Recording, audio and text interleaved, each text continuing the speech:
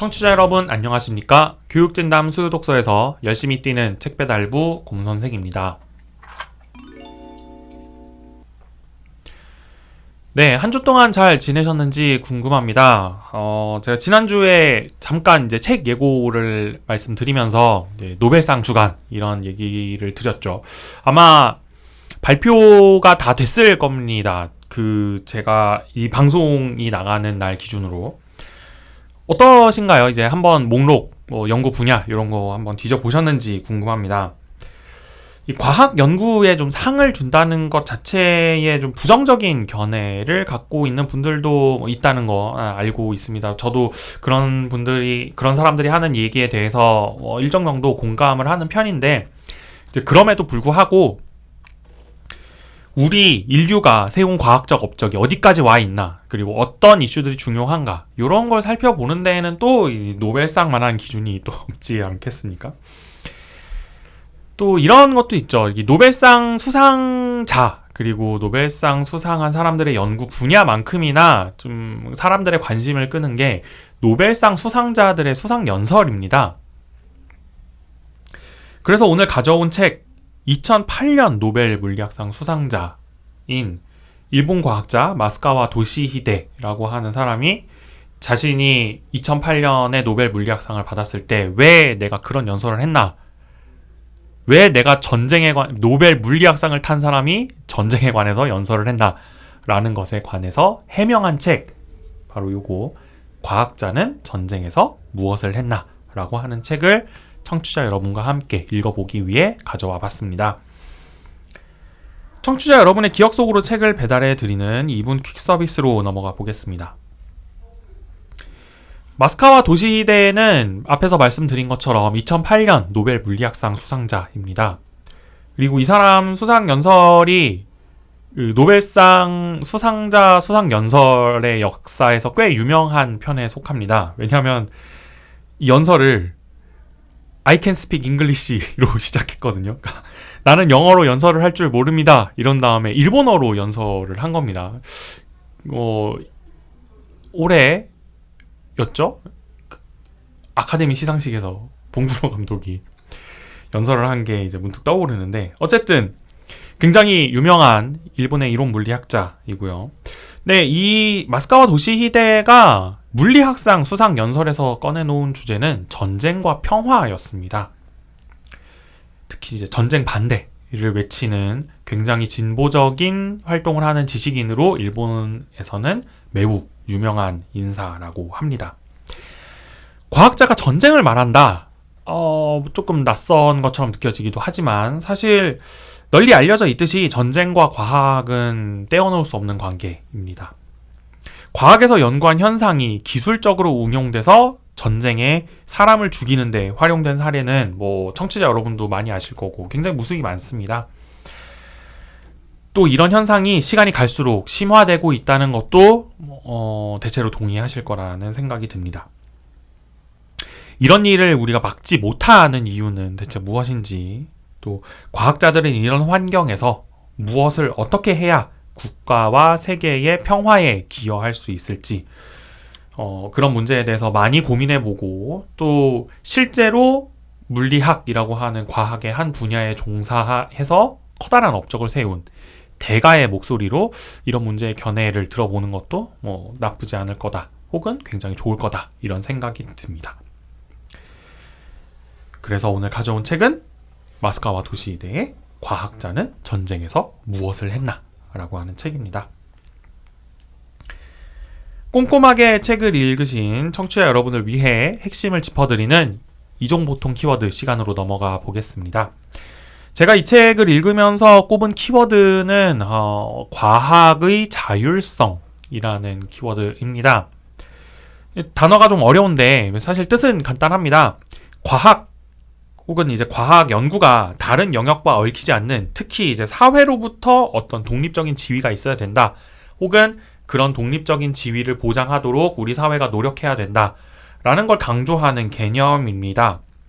또 이렇게 하기 위해서 과학 연구는 과학 연구를 통한 발견 그 자체를 목적으로 삼아야 한다라는 어떤 이념을 표방하고 있는 개념이기도 하고요. 마스카와 도시히데가 이 책에서 이 과학의 자율성이라고 하는 단어를 직접 쓰고 있지는 않지만 일본의 과학자로서 그리고 물리학이라는 과학의 한 분과의 대가로서 현대 세계로 올수록 이 과학의 자율성이 침해되고 점점 우습게 취급받고 있는 것 같다라고 주장을 하고 있습니다. 그 결과가 바로 과학기술과 전쟁의 결합, 전쟁에 동원되는 과학이라는 것이죠. 근데 이 책 안에서 이 살상 기술 개발에 적극적으로 가담했거나 혹은 적극적으로 가담하진 않았어도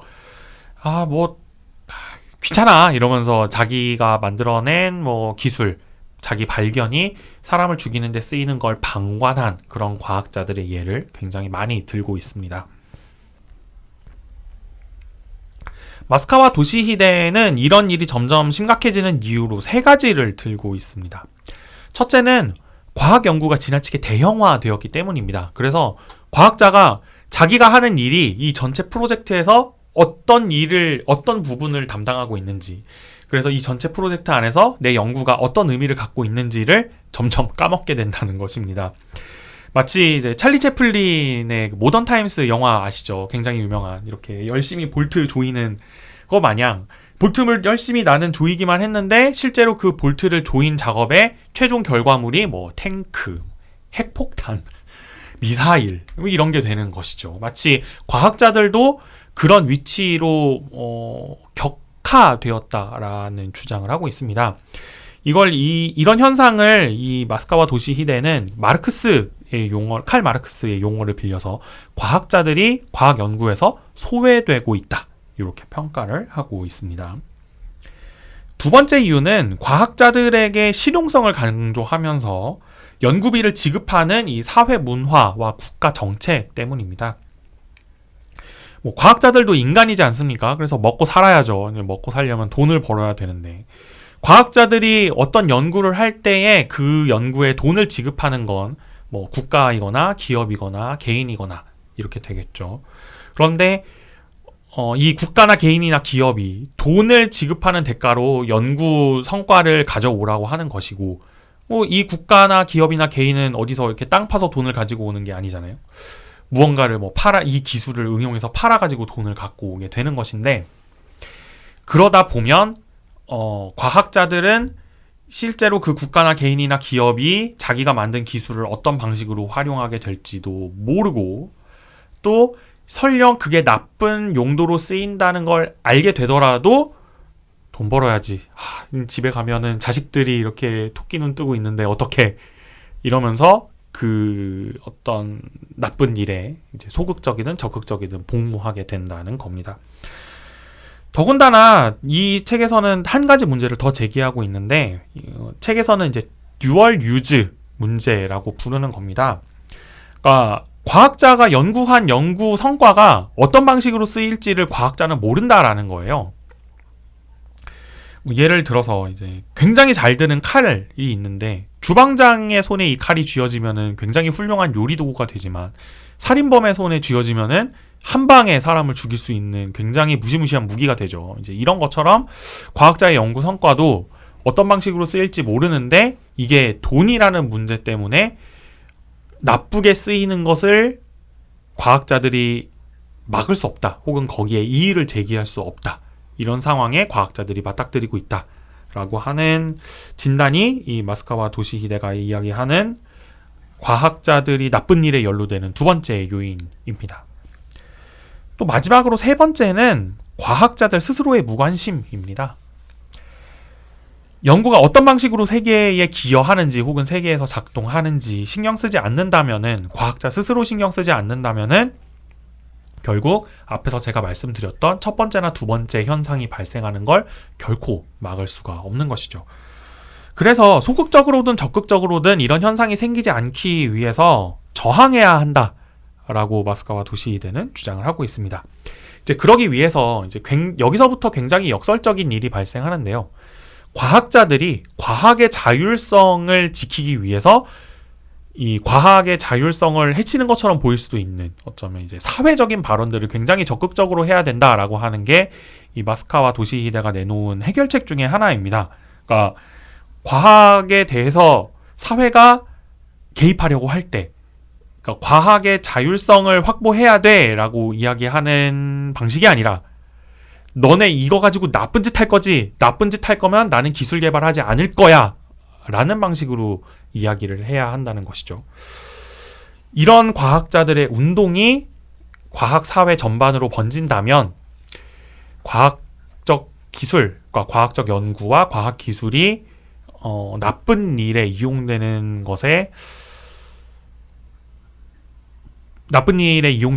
방지할 수 있다라는 이야기를 하고 있고, 실제로 이 마스카와 도시히데라고 하는 사람은 그 구조과학자 클럽이라고 하는 모임을 꾸리고 있습니다. 뭐 지금은 이제 지난 7월에 이제 고인이 됐지만 그 전까지 이제 구조과학자 클럽이라는 모임을 이끌던 주요 멤버 중에 하나인데, 일본의 구조라고 하는 게 뭐냐면은 혹시 청취자 여러분도 다 아실 거라고 생각해요. 평화헌법이라는 게 있죠, 일본에. 일본 헌법 제9조에 보면은 일본은 군대를 가질 수 없다, 침략 전쟁을 일으킬 수 없다라는 게 이제 헌법에 명시가 되어 있습니다. 그래서 일본 군대는 군대가 아니라 자위대죠. 그러니까 자기 영토를 지키는 것만 할 수 있는 자위대라고 부르는데, 일본의 진보적 지식인들, 평화를 사랑하는 지식인들은 요 헌법을 지키기 위해서 대단히 애를 씁니다. 왜냐하면 일본의 보수주의자들, 일본의 극우들은 어떻게 해서든지 헌법을 개정해서 이 조항을 빼가지고 우리도 군대 좀 갖자라고 하는 얘기를 엄청나게 열심히 하고 있거든요. 그리고 지난 일본의 아베 정권이라든가, 혹은 그 뒤에 스가 총리가 이끌던 정권이라든가, 혹은 그 전에 수많은 자민당 총리와 수많은 자민당 내각들이 그런 시도를 해왔습니다. 물론 지금까지 남아있는 거 보면 좀 번번이 좌절된 것 같긴 한데, 그 좌절시킨 원동력 중에 하나도 바로 이런 마스카와 도시히데 같은 과학자들의 활동이었겠죠. 네. 그래서 이 구조과학자 클럽이라고 하는 거는 이 구조평화헌법을 개정하는데 반대하는 과학자들의 모임입니다. 거기서 굉장히 열심히 활동을 했던 그런 과학자라고 하네요. 또 이런 종류의 논의가 우리나라에서는 어떤 의미가 있을까? 이런 걸 생각해 보면 좀 오래된 얘기긴 하지만, 청취자 여러분 중에 학부모 청취자 여러분이시라면 아마 황우석 사건 다들 기억하실 겁니다. 우리나라 과학계에 굉장히 큰 트라우마로 남아있죠.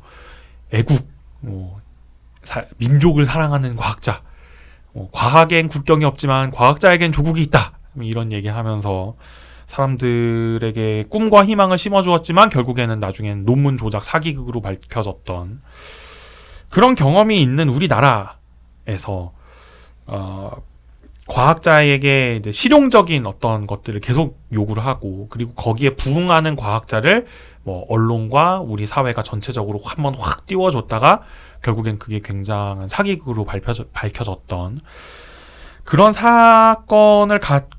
사건이 역사 속에서 있었던 이제 우리나라의 입장에서도 이런 종류의 논의, 과학이 사회 속에서 어떤 위치를 가져야 하는가에 관한 이런 논의는 분명히 한 번쯤 읽어볼 만한 가치가 있다. 특히 과학자를 꿈꾸는 청취자 여러분이나, 혹은 과학자를 꿈꾸는 아이들과 함께 사시고 있는 청취자 여러분이라면 한 번쯤 꼭 읽어볼 만하다, 이렇게 말씀을 드리고 싶습니다. 네, 다음으로 이 책을 재미있게 읽으셨다면 더 재미있게 이 책과 함께 할 콘텐츠를 추천해 드리는 이제 아이랑 투게더 시간으로 넘어가 보겠습니다. 제가 이 책과 함께 추천드리는 콘텐츠는 러셀 아인슈타인 선언이라고 하는 겁니다.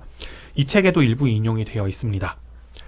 철학자 버트런드 러셀이 과학자 알베르트 아인슈타인의 동의를 얻어서 초안을 작성한 핵 에너지를 전쟁에 사용해선 안 된다고 호소하는 과학자들의 연서명 문서입니다. 이 책에도 내용 일부가 실려 있고요. 인터넷에 검색해 보시면 영어 원문 그리고 그거의 한글 번역본 이런 아주 쉽게 찾아보실 수 있습니다. 대량 살상 무기의 상징이 되었죠. 이 핵무기라고 하는 건. 네, 사용한 뒤에 남은 영향을 어떻게 처리해야 할지 우리는 아직도 방법을 찾지 못했습니다. 또 거기에다가 이제 흔히 또 뭐 요새 트렌드 중에 하나인 이른바 이 탄소 중립 시대, 이걸 성취하기 위해서 그러니까 전기는 계속 써야 하는데 탄소 중립은 해야 되니까 사람들이 다시 주목하는 에너지원이 되었거든요. 이 원자력이라고 하는 게. 이제 그런 의미에서 이 핵에 대해서, 이 핵이 만들어지던 그 당시 핵무기에 관한 공포가 전 세계 인구에게서 절정에 이르렀을 때 과연 여기 이 핵무기라고 하는 것, 이 핵에너지라고 하는 것에 대해서 과학자들은 어떤 시선으로 바라보고 있었는지, 우리가 과학에 대해서 어떤 태도를 가져야 하는지, 또 과학자들은 우리 사회 속에서 어떤 역할을 해야 하는지, 이런 것들을 아주 잘 살펴볼 수 있는 문건이 바로 이 러셀 아인슈타인 선언입니다. 그래서 이 책과 함께 살펴보시면 더 좋을 거라는 생각이 듭니다. 네, 이렇게 오늘 마스카바 도시히데의 과학자들은 전쟁에서 무엇을 했나? 라는 책 소개 마쳐보았고요. 다음 시간에 읽을 책은 김소연이라는 작가의 경성의 건축가들이라는 책입니다. 지금 우리가 흔히 볼 수 있는 건물들, 다들 최근에 지어졌으니까 뭐 요즘 작품이겠거니, 요즘 것이겠거니 이렇게 생각이 들지만 실제로는 그렇지 않은 경우도 많습니다. 왜 그러냐면 지금 우리나라의 건축 문화 혹은 건축 제도는 대체로 일제 시기에 만들어진 건축법과 건축 제도, 건축 문화에 그 뿌리를 두고 있기 때문이거든요.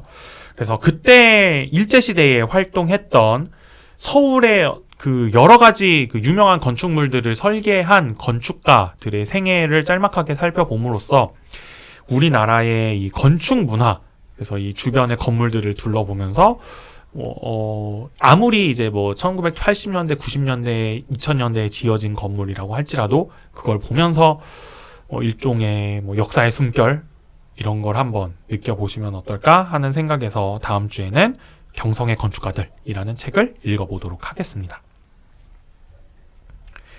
교육진담 수요독서 코너는 청취자 여러분과 함께 책을 가볍게 하지만 꼼꼼하게 읽어나가는 방송입니다.